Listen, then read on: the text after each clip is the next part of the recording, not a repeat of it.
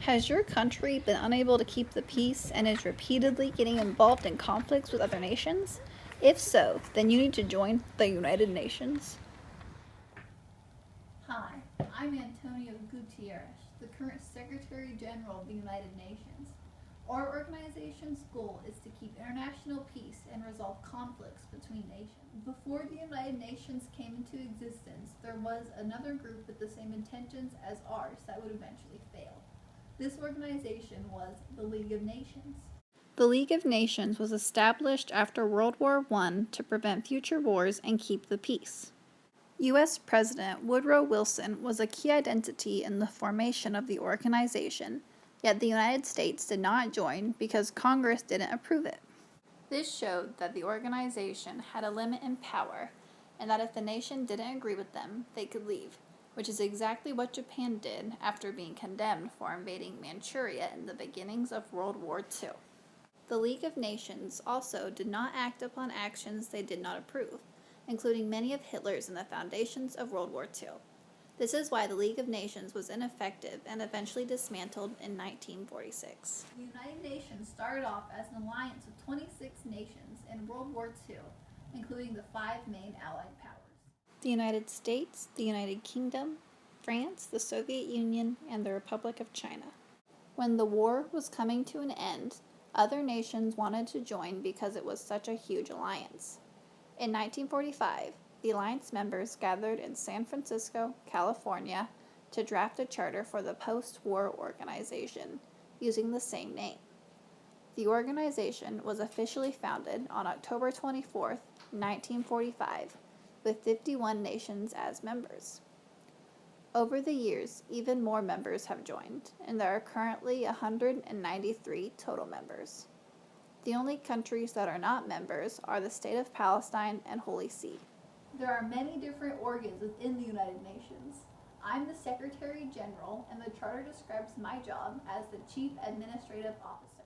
I perform tasks entrusted to me from the Security Council, bring issues to the attention of the Security Council, attend United Nations sessions, and meet with world leaders and other government officials. The Secretariat is the chief administrative organ of the United Nations. They carry out the day-to-day work and also commission studies to gather information on making the United Nations more effective.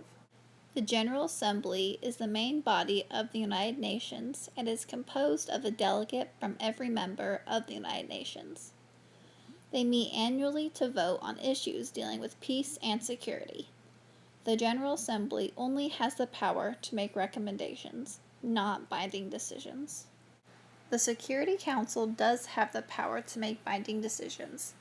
It is composed of 5 permanent members, which all have veto power: the United States, Great Britain, France, Russia, and China, and 10 non-permanent members, which rotate every 2 years.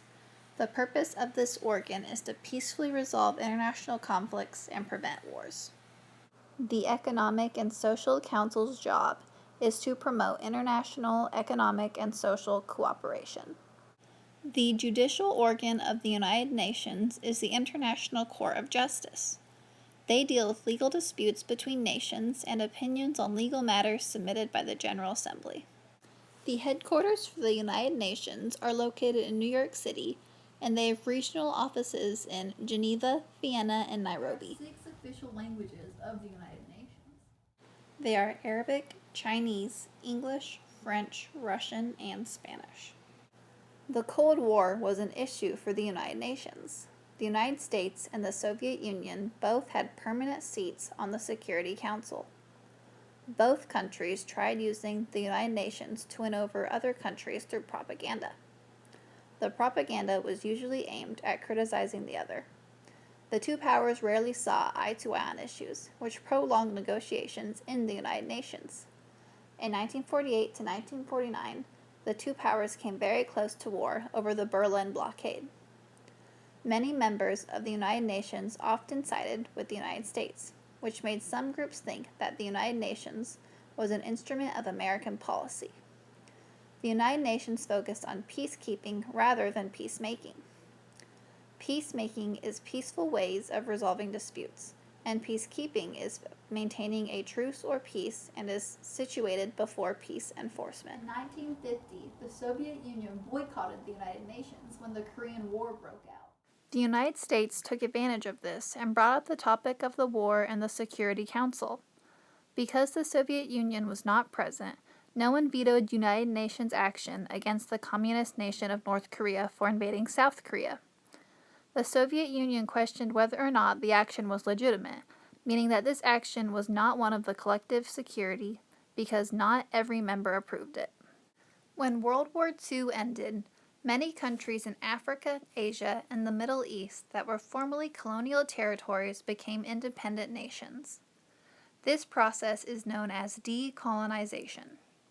These new countries began to join the United Nations and aimed to direct the organization's energies to making the transition to independence easier, since many of these transitions were often violent and involved the overthrowing of leaders.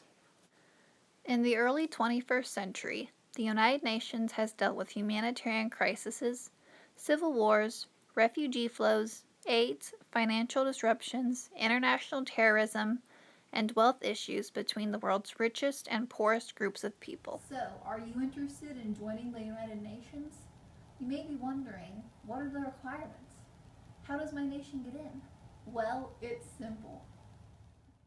As stated in the Charter of the United Nations, the organization is open to all peace-loving states that accept the obligations in the United Nations Charter and, in the judgment of the organization, are able to carry out these obligations. And there are several steps to joining.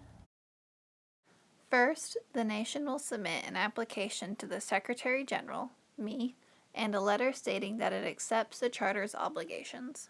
Then, the Security Council will consider the application and vote. The applicant must receive 9 out of the 15 members' approval and must gain the vote of the 5 permanent members. If the Security Council approves, then it is taken to the General Assembly. They must receive a 2/3 vote to gain admission into the United Nations. Membership is effective the date that the resolution for admission was adopted. So, don't wait, apply now. For this special TV offer, we're throwing in a little extra. If you apply within the next 30 minutes, we're sending you on a special trip to visit the headquarters of the United Nations in New York City. Apply now!